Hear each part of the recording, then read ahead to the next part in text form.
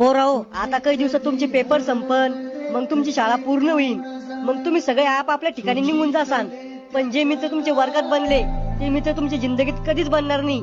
आयुष्यात तुम्ही लय पैसा कमवसान, पण हे दिवस तुम्हाला कोटी रुपये देऊन बी वापस भेटणार नाही.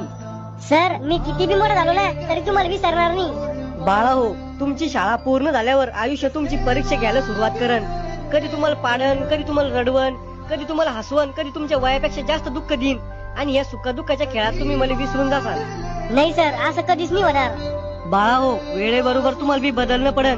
पण आयुष्यात कधी शाळेतला मित्र दिसला ना तर त्याला भेटा, त्याला बोला. कारण हे आयुष्य कधी संपन कोणाला माहित नाही. माझ्याकडून काही चुकला असन, मग एखादी गोष्ट कोणाला वाईट वाटली असन तर मला गुरु समजून माफ करा. गुरुचं कर्तव्य राहतं आपल्या विद्यार्थ्याला शिकवायचं. या समाजात आई वडिलांनंतर गुरुच असा व्यक्ती आहे ज्याला वाटतं आपल्या विद्यार्थ्यांना आपल्यापेक्षा पण मोठं व्हावं.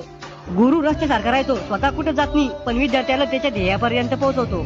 माझ्याकडून काही चुकला असेल तर मला माफ करा आणि तुमच्या येणाऱ्या भविष्यासाठी तुम्हाला हार्दिक शुभेच्छा.